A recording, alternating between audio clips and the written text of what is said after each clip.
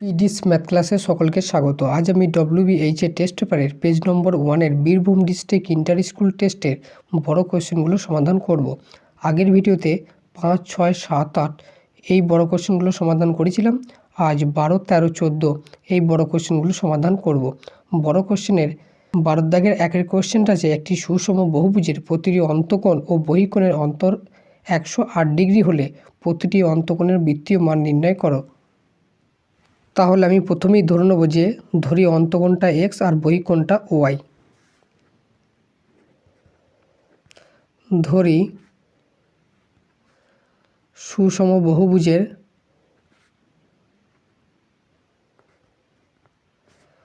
অন্তকোণ সমান x আর সুষম বহুভুজের বহিকোণটা ধরলাম y। এবার আমরা জানি যে কোনো একটা সুষম বহুভুজের অন্তকোণ আর বহিকোণের সমষ্টি সবসময়ের জন্য 180 ডিগ্রি হয়। তাহলে লিখব যে আমরা জানি x + y = 180 ডিগ্রি। এটা 1 নম্বর সমীকরণ নাম দিলাম। আবার শর্তে বলা আছে যে অন্তকোণ আর বহিকোণের অন্তর হচ্ছে 108 ডিগ্রি।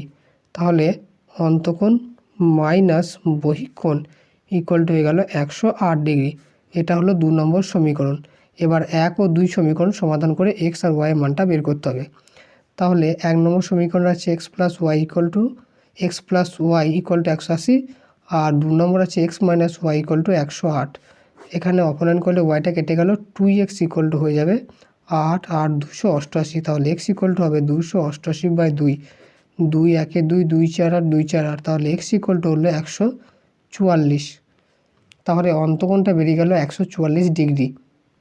তাহলে এখানে চেয়েছে যে প্রতিটি অন্তকোণের বৃত্তীয় মানটা কত। তাহলে x এর মানটা পেয়ে গেছি, y এর মানটা বের করার দরকার নেই, কারণ বহিকোণ এখানে চাইনি। তাহলে লিখব অতএব প্রতিটি অন্তকোণ সমান 144 ডিগ্রি। এবার এই ডিগ্রিটাকে রেডিয়ানে কনভার্ট করতে হবে। অতএব প্রতিটি অন্তকোণের বৃত্তীয়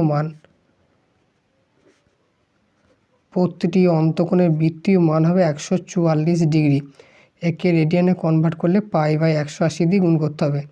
তাহলে 2 দিয়ে কাটি, 2 7 14, 2 2 4, 2 9 18, 9 10 90, 9 8 72, 5 2 10, 4 2 8। তার মানে হলো 4π/5 এত রেডিয়ান। তাহলে এটাই হবে অ্যান্সার। এরপরে 2 দাগে কোশ্চেনটা আছে tan θ + sec θ = হাফ হলে sec θ মান কত, এটা বের করতে হবে। তাহলে যেটা দেওয়া আছে লিখি, যে দেওয়া আছে sec θ না tan θ + sec θ = হাফ। এখান থেকে বের করতে হবে যে sec θ মান কত। এবার আমরা জানি কি, আমরা জানি sec² θ - tan² θ = 1। তাহলে সেটাই লিখব যে আমরা জানি sec² θ - tan² θ = 1। এবার এটাকে a² - b² এর সূত্র ভাঙবো। তাহলে a + b * a - b হচ্ছে 1। এবার sec θ + tan θ বা tan θ + sec θ এর মানটা হাফ দেওয়া আছে। তাহলে sec + tan এর জায়গায় মানটা বসিয়ে দেবো হাফ * sec θ - tan θ। এবার হাফটাকে ওইদিকে নিয়ে গেলে sec θ - tan θ মানটা আমরা পেয়ে যাব। তাহলে sec θ - tan θ = যাবে 1 * 2 মানে হচ্ছে 2। তাহলে এটাকে আমরা 1 নম্বর সমীকরণ নাম দিলাম, এটাকে দিলাম 2 নম্বর সমীকরণ। এবার 1 ও 2 হতে অপনয়ন করে sec θটাকে অপনয়ন বা ট্যানটাকে অপনয়ন করবো, sec θ মানটা পেয়ে যাব। তাহলে 1 নম্বর আমরা পেয়েছি sec θ + tan θ। একটু ঘুরিয়ে লিখলাম, secটাকে আগে লিখলাম, ট্যানটা পরে লিখলাম, = হাফ। আর 2 নম্বর আছে sec θ - tan θ = 2। ট্যান কেটে গেল, তাহলে 2 sec θ = হবে হাফ + 2।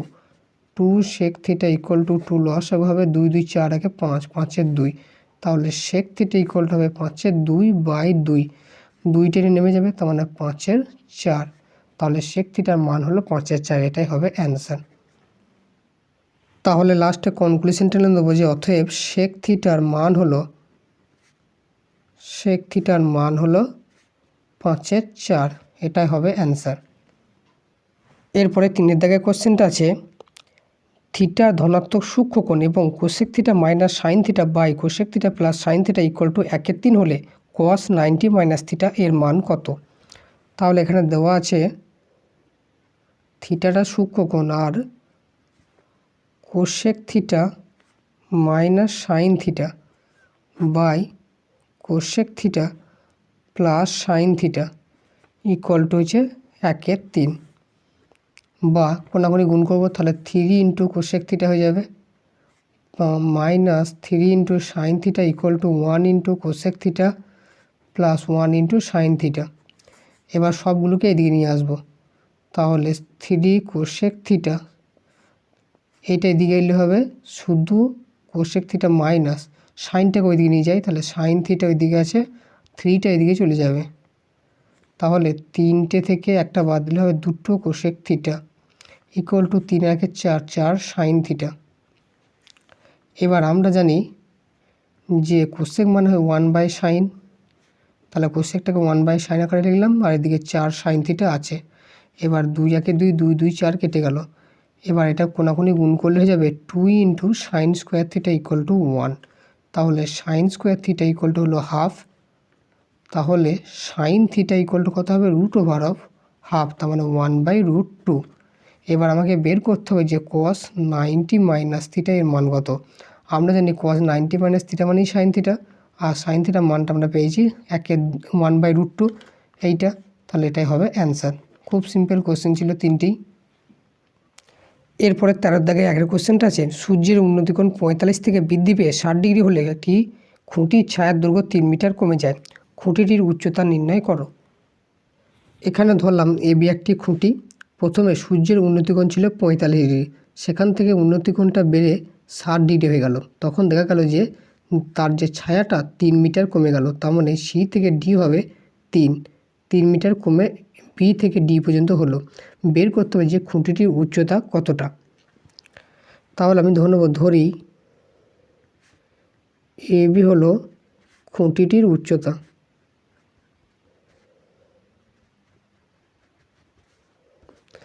আর অ্যাঙ্গেল এসিবি সমান হচ্ছে 45 ডিগ্রি, এই কোণটা 45 ডিগ্রি, আর এডিবি এই কোণটা হচ্ছে 60 ডিগ্রি। অ্যাঙ্গেল এডিবি সমান 60 ডিগ্রি।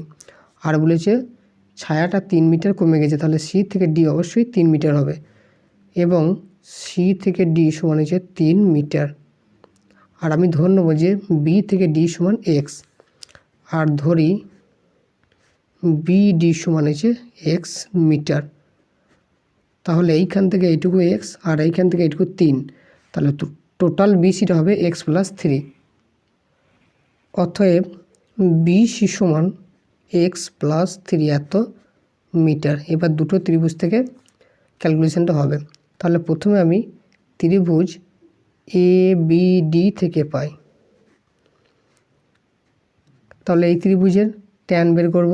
তাহলে ট্যান 60 ইকুয়াল টু হবে লম্ব এখানে এ বি বাই বিডি, তাহলে বা ট্যান 60 মান হচ্ছে √3 equal to A B by BD, BD সমান হচ্ছে এক্স। তাহলে এখানে কোনাকুনি গুণ করলে হবে এ বি সমান হচ্ছে x√3 এত মিটার। আবার কি করব, আবার ত্রিভুজ এ বি সি থেকে পাবো, ত্রিভুজ এ বি সি থেকে পাই। ত্রিভুজ এ বি সি থেকে কী পাওয়া যাবে, এখানেও সেরকম ট্যান 45 ইকুয়াল টু হবে কত এ বি বাই ভূমি যেখানে বিসি, ট্যান 45-এর মান হবে 1, তাহলে এ বি বাই বিসি, বিসি আছে এক্স প্লাস 30, তাহলে এখানে এ বি সমান হয়ে গেল কত এক্স প্লাস 3 এত মিটার। তাহলে এখানেও পেলাম এ বি সমান এইটা, এখানে পেলাম এ বি সমান এইটা, দুটো সমান করে দেবো। তাহলে এটাকে 1 নম্বর সমীকরণ নাম দিলাম, এটাকে 2 নম্বর সমীকরণ নাম দিলাম। এবার লিখব যে 1 ও 2 হতে পাই, তাহলে x√3 ইকুয়াল টু হয়ে যাবে এক্স প্লাস 3, বা x√3 minus x equal to 3। তাহলে এখানে এক্স কমন নেব, √3 মাইনাস 1 ইকুয়াল টু 3। তাহলে এক্স ইকুয়াল টু কত হবে, অর্থাৎ এক্স ইকুয়াল টু হবে 3/√3 মাইনাস 1। এবার হর থেকে করণীয় নিরসন করব।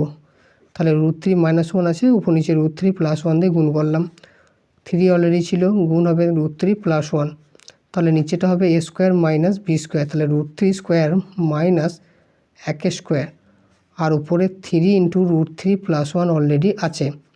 তাহলে এক্স ইকুয়াল টু √3 স্কোয়ার মানে হচ্ছে শুধু 3 - 1 আর 3 ইন্টু √3 + 1, তাহলে এখানে নিচে 2, 3 ইন্টু √3 + 1, তার মানে হলো 3 2 ইন্টু √3 + 1 এত মিটার। এবার √3 মানটা বসাবো, আমরা জানি √3 মানে হচ্ছে 1.732 প্রায়, তাহলে এখানে মানটা বসাবো। 3 ইন্টু √3 মানে হচ্ছে 1.732, এটা অ্যাপ্রক্সিমেটলি +1/2, তার মানে 3 ইন্টু এটা যোগ করলে হবে 2.732/2।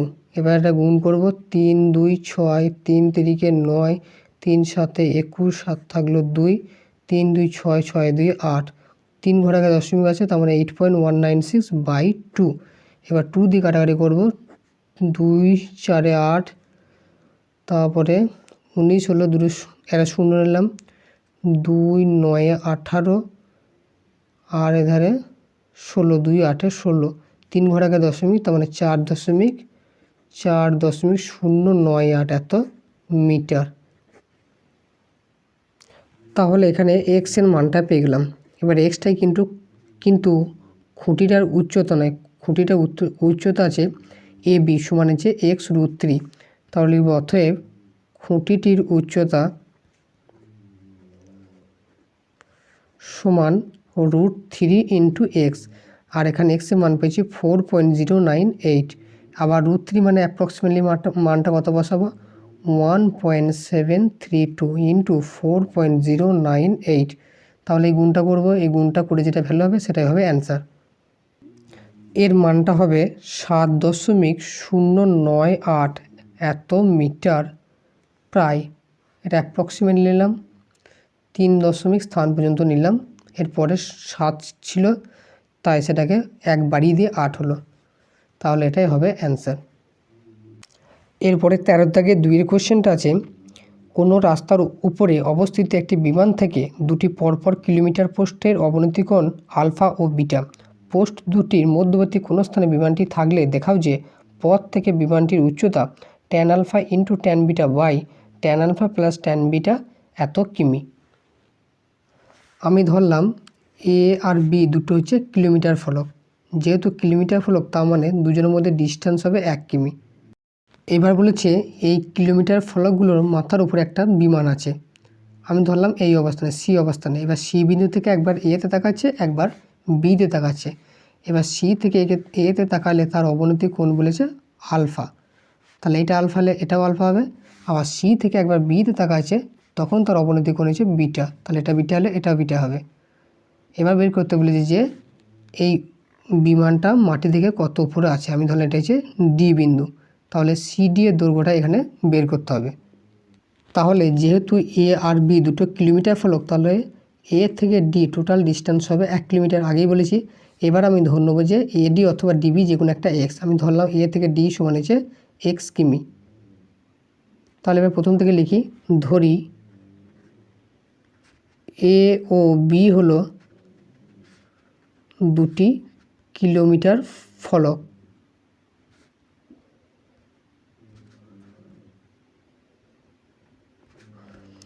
আর ধরবো যে সি বিন্দুতে বিমানটির অবস্থান। এবার সি বিন্দু থেকে একবার এতে তাকাচ্ছে, তখন তার অবনতি কোণ আলফা, তাহলে এটা আলফা হলে এটাও আলফা হবে। আর সি থেকে আবার বিতে তাকাচ্ছে, তখন তার অবনতি কোণ বিটা, তাহলে এটা বিটা হলে এটা বিটা হবে। তাহলে লিখবো অ্যাঙ্গেল সিএডি সমান হচ্ছে আলফা, আর অ্যাঙ্গেল সিবিডি এটা হচ্ছে বিটা। আর বলা আছে যে এ থেকে বি এ টোটাল ডিস্টেন্স হবে 1 কিমি, যেহেতু এরা কিলোমিটার ফলক। আর আমি ধরে নেবো যে এখানে এ ডি সমান এক্স কিমি, তাহলে টোটালটা ছিল 1 কিমি, আর এইটুকু যদি এক্স হয় তাহলে বাকি যে বিডি আছে বা ডিবি আছে এটা হবে 1 - x কিমি, অতএব ডিবি সমান হবে 1 - x এত কিমি। এবার দুটো ত্রিভুজ থেকে সিডি উচ্চতাটা বের করব, তাহলে লিখব যে এখন ত্রিভুজ সিএডি থেকে পাই। সিএডি কি আছে, অর্থাৎ ট্যান আলফা ইকুয়াল টু হবে কত, সিডি বাই এডি। এখানে লম্ব হয়েছে এইটা, ভূমি হয়েছে এইটা, তাহলে ট্যান আলফা ইকুয়াল টু হবে সিডি। সিডি এখানে কত, সিডিটাই বের করতে হবে, আর এডি এখানে আমরা এক্স ধরে নিয়েছি, তাহলে এক্স সমান হয়ে যাবে কত, CD by tan alpha, CD by tan alpha. এবার ডান দিকে ত্রিভুজটা ধরবো সিডিবি। এবার লিখব ত্রিভুজ সিডিবি থেকে পাই। তোমরা এখানে এটা নিচে লিখবে, যেহেতু এখানে ক্যামেরার মধ্যে ছবিটা ধরবে না বলে আমি ডান দিকে লিখছি।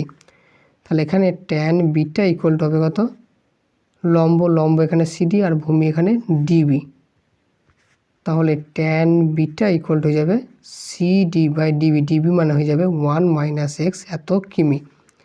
এবার কোনাকুনি গুণ করবো, অর্থাৎ tan beta equal to tan beta into 1 - x equal to হয়ে যাবে সিডি, আর সিডিটাই ছিল কি বিমানটার উচ্চতা।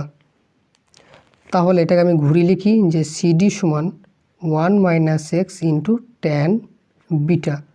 তাহলে লিখব অতএব বিমানটির উচ্চতা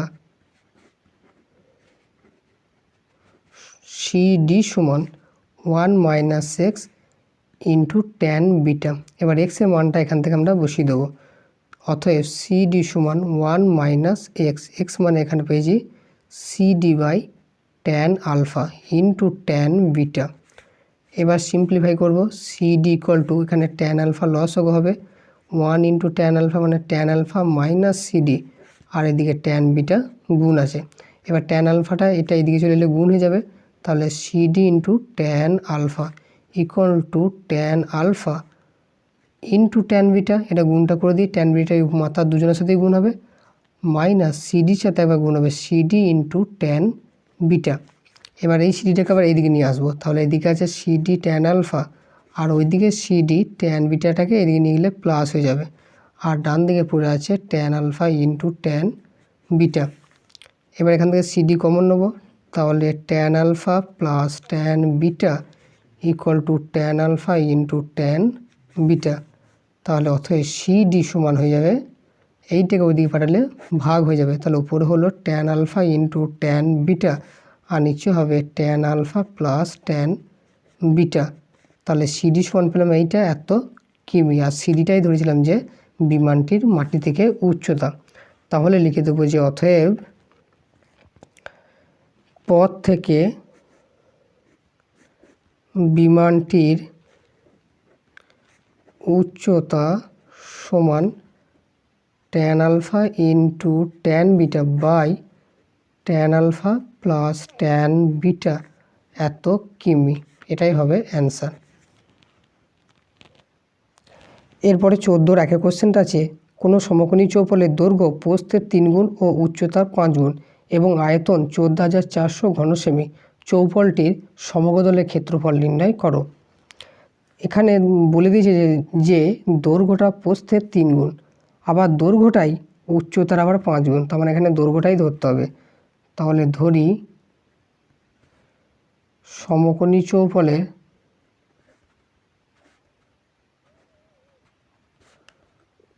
দৈর্ঘ্য সমান এক্স এত সেমি। তাহলে সমকোণী চৌপলের প্রস্থটা কত হবে, এখানে বলা ছিল যে দৈর্ঘ্যটা প্রস্থের 3 গুণ, তাহলে প্রস্থটা হবে দৈর্ঘ্যের 3 ভাগের 1 ভাগ, 3 ভাগ হবে, তাহলে x/3 হলো। আবার বলা ছিল যে দৈর্ঘ্যটা উচ্চতার 5 গুণ, তাহলে উচ্চতার হবে দৈর্ঘ্যের 5 ভাগ, তাহলে সমকোণী চৌপলের উচ্চতা হবে এই দৈর্ঘ্যটার 5 ভাগ বাই 5 এত সেমি। তাহলে দৈর্ঘ্য প্রস্থ পেয়ে উচ্চতা পেয়ে গেলাম। অতএব সমকোণী চৌপলের আয়তন বা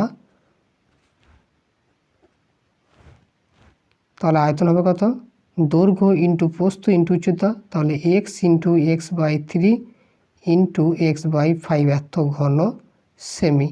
তাহলে এইটা বেরোলো আয়তঘন বা সমকোণী চৌপলের আয়তন। আর শর্তানুসারে এবার বলে দেওয়া আছে যে আয়তনটা 14,400, তাহলে শর্তানুসারে এইটা সমানই হয়ে যাবে 14,400। তাহলে শর্তানুসারে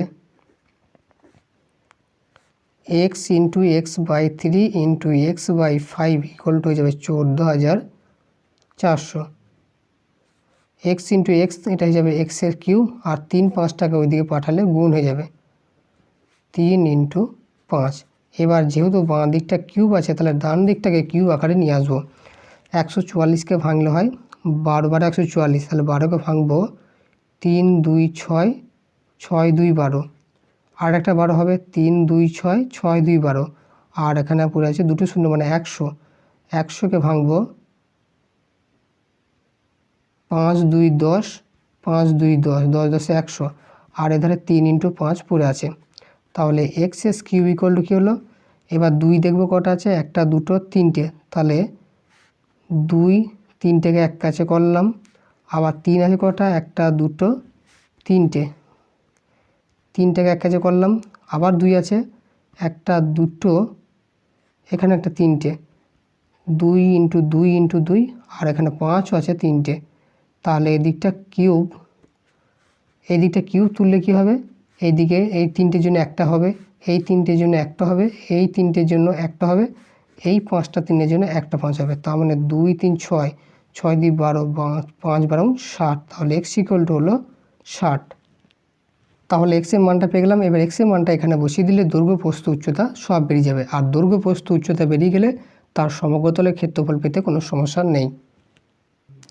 তাহলে লিখব অতএব সমকোণী চৌপলের দৈর্ঘ্য সমান এক্স ধরেছিলাম, তাহলে এক্সটা হবে 60 সেমি। সমকোণী চৌপলের প্রস্থ ছিল কত, প্রস্থ ছিল x/3, তাহলে 60/3 3 20 60, তাহলে 20 সেমি। আর সমকোণী চৌপলের উচ্চতা ছিল x/5, মানে 60/5 5 12 60, তার মানে হয়ে গেল 12 সেমি। তাহলে দৈর্ঘ্য প্রস্থ উচ্চতা সব ইন্ডিভিজুয়ালি বেরিয়ে গেল। এবার বের করব যে এবার সমকোণী চৌপলটির সমগ্রতলের ক্ষেত্রফল। অতএব সমকোণী চৌপলের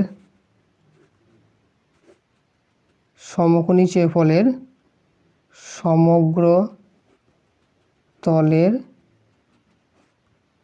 ক্ষেত্রফল, সমগ্রতলের ক্ষেত্রফলের সূত্র হচ্ছে 2 ইন্টু দৈর্ঘ্য ইন্টু প্রস্থ প্লাস প্রস্থ ইন্টু উচ্চতা প্লাস উচ্চতা ইন্টু দৈর্ঘ্য। এইটা হয় সমগ্রতলের ক্ষেত্রফলের সূত্র। তাহলে মানগুলো বসিয়ে দেবো। 2 ইন্টু দৈর্ঘ্য প্রস্থ 60 ইন্টু 20 প্লাস প্রস্থ 20 ইন্টু উচ্চতা 12 প্লাস উচ্চতা 12 ইন্টু দৈর্ঘ্য 60। তাহলে গুণটা করে দেবো, 6 2 12, দুটো শূন্য প্লাস 12 2 24 240 প্লাস 12 6 72 720।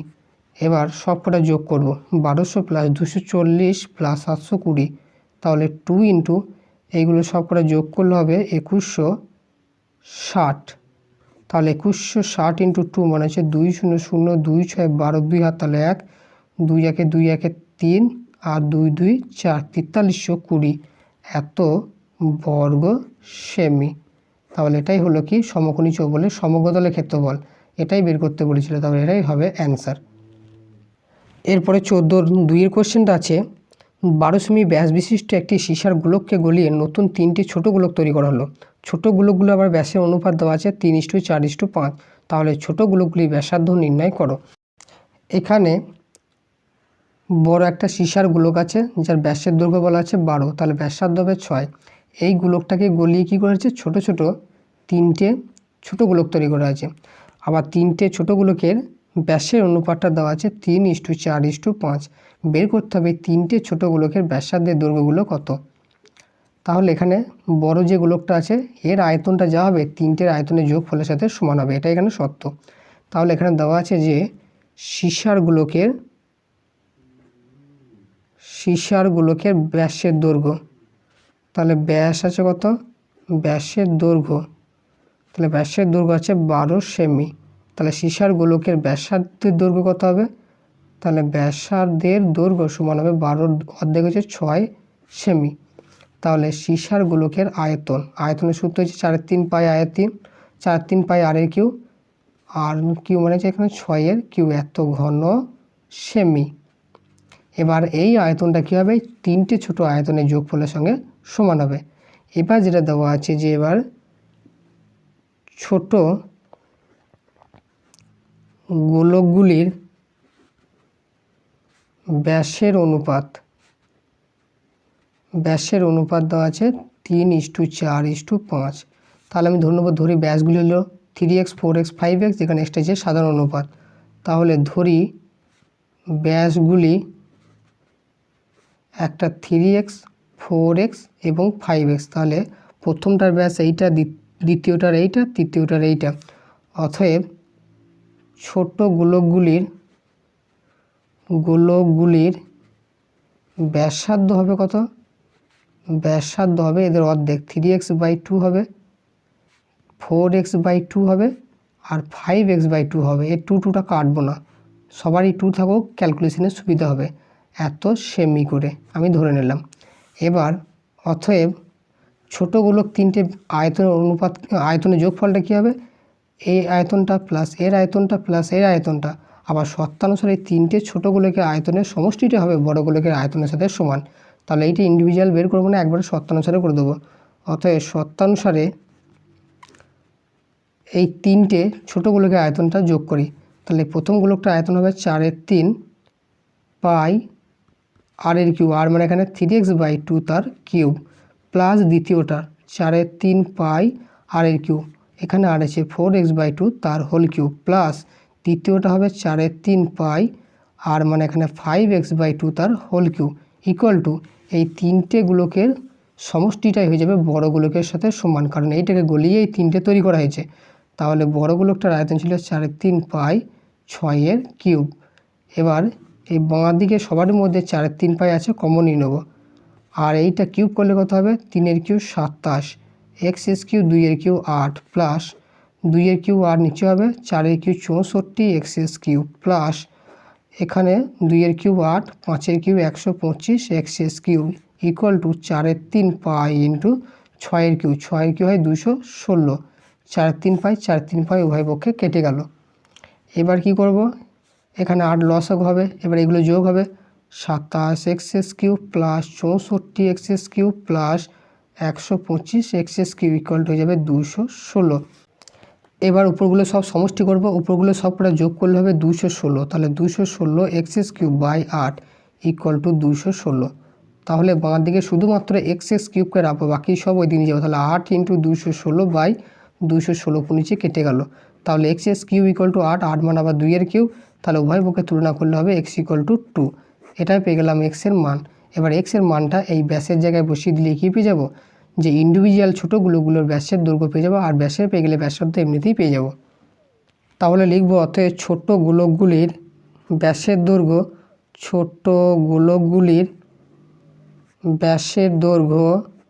তাহলে ব্যাস ছিল কত? এখানে 3x, তাহলে 3 × 2 তার মানে হবে একটা 6, আর একটা হবে 4 × 2 তার মানে 8, আর একটা হবে 5x × 2 মানে 5 2 10। এগুলো হলো সব ব্যাস, এত সেমি এত সেমি। তাহলে ব্যাসার্ধের দৈর্ঘ্য, অতএব ছোট গোলকগুলির ব্যাসার্ধের দৈর্ঘ্য হবে, এবার এদের অর্ধেক করতে হবে। 6-এর অর্ধেক 3 3 সেমি, 8-এর অর্ধেক 4 4 সেমি, এবং আর একটা হচ্ছে 10-এর অর্ধেক 5 সেমি, তার মানে হলো 3 4 5। এটাই হবে অ্যান্সার। এরপরে 14 দাগে 3 কোশ্চেন আছে, 12 সেমি ব্যাস বিশিষ্ট চুঙাকৃতির পাত্র আংশিক জলপূর্ণ আছে। একটি কঠিন গোলাকৃতি বল ওই পাত্রে ডোবানো জলের স্তর 1 সেমি উঠল, বলের ব্যাসটা কত বের করতে হবে। আমি ধরলাম এটা একটা চুঙাকৃতি জলের পাত্র, এই পাত্রটার ব্যাসের দৈর্ঘ্য, ভূমির ব্যাসের দৈর্ঘ্য বলেছে কত? 12 সেমি, তাহলে ব্যাসার্ধ হবে 6 সেমি করে। এবার বলা আছে এর মধ্যে কিছু পরিমাণ জল আছে, কতটা জল আছে বলা নাই। এবার এর মধ্যে কি করা হয়েছে? এর মধ্যে একটা বড় গোলাকৃতি বল এর মধ্যে ডোবানো হয়েছে। তাহলে বল ডোবানো হলে কি হবে? এই বলের যেটুকু আয়তন, সেই আয়তনটুকু কি করবে? জলকে অপসারিত করবে। তাহলে এইটুকু ধরো ছিল জল, এবার বলটা ডোবানোর ফলে জলের স্তরটা কী হবে? একটু বেড়ে যাবে। সাপোজ ধরলাম এইখানে হয়ে চলে গেল, তাহলে জলের স্তরটা বাড়লো কতটা?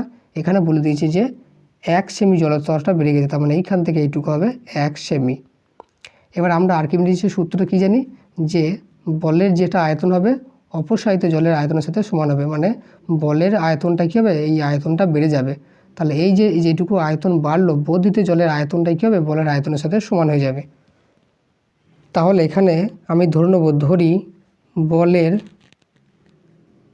ব্যাসার্ধ সমান হচ্ছে ক্যাপিটাল আর এত সেমি। তাহলে বলের আয়তন কত হবে? বল হচ্ছে গোলকাকৃতি, তাহলে 4/3 পাই r³ এত ঘন সেমি। এবার এই আয়তনটা কী হবে? বর্ধিত জলের আয়তনের সাথে সমান হবে। এবার যে চুঙাকৃতি পাত্রটা আছে, চুঙাকৃতি পাত্রের ভূমির ব্যাসার্ধ এখানে আর কত? আর হবে 12/6 সেমি। আর এখানে বর্ধিত জলের আয়তন কী হবে?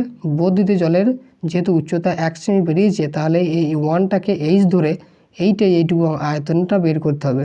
তাহলে এর ভূমির ব্যাসার্ধ এই 6টাই হবে, কারণ একটা চুঙাকৃতি আকৃতি হবে। তখন এই ভূমির ব্যাসার্ধ 6 আর উচ্চতা 1 ধরে এই যে বর্ধিত জলটা আছে এর আয়তনটা বের করে নেব। তাহলে অতএব বর্ধিত জলের আয়তন, এখানে উচ্চতাটা দেয়নি কারণ টোটাল উচ্চতা দরকার নাই, যতটুকু জল বাড়লো এই যে বর্ধিত অংশটা এর আয়তনটাই এই গোলকের আয়তনের সাথে সমান করে দিলে হয়ে যাবে। তাই বর্ধিত জলের আয়তনের এই উচ্চতা হবে 1 সেমি, কারণ জলের স্তরটা 1 সেমি বেরিয়েছে। আর ভূমিটা তো সেমি আছে, এটা যদি 6 হয় এটাও 6 হবে। তাহলে এর আয়তন হবে কত? আমরা জানি পাই r²h। তাহলে পাই থাকলো, পাইটা কাটার দরকার, 22 বসানোর দরকার নাই। আর এর মানে এখানে 6, তাহলে 6² ইন্টু এইচের জায়গায় কত বসে যাবে? 1 সেমিটা বসে যাবে। তার মানে 6² মানে 36 পাই এত ঘন সেমি। এবার আমরা জানি কি যে বলটা ডুবিয়েছে এর আয়তনটাই হয়ে যাবে কি? বর্ধিত জলের আয়তনের সাথে সমান। তাহলে আমরা লিখব যে শর্তানুসারে 4/3 পাই ক্যাপিটাল R³ এই আয়তনটা সমানই 36 পাইয়ের সাথে সমান হবে। পাই কেটে গেল। তাহলে r³ ইকুয়াল হবে কত? 36 ইন্টু 3/4, 4 9 36। তাহলে r³ হলো 9 ইন্টু 3, 9কে আমি 3 ইন্টু 3 করে নিলাম আর একটা 3। তাহলে r³ সমান যদি 3-এর গুণফল হয় তাহলে r এর মান হবে 3 সেমি। এবার আরটা আমি কি ধরেছিলাম? আর ধরেছিলাম বলটার ব্যাসার্ধ। অতএব বলের ব্যাসার্ধ, তাহলে বলের ব্যাসার্ধ বেরোলো 3 সেমি, কিন্তু চেয়েছে কি? এখানে চেয়েছে যে বলটির ব্যাসের দৈর্ঘ্য। অতএব বলটির ব্যাসের দৈর্ঘ্য হবে 2 ইন্টু 3 মানে হচ্ছে 6 সেমি। তাহলে এটাই হবে অ্যান্সার। আজকের ক্লাস এই পর্যন্তই। ভিডিওটি ভালো লাগলে চ্যানেলটিকে সাবস্ক্রাইব করে দেবে, সাথে নোটিফিকেশনটা অন করে রাখবে যাতে সবার আগে ভিডিও পৌঁছে যায়। Thanks for watching.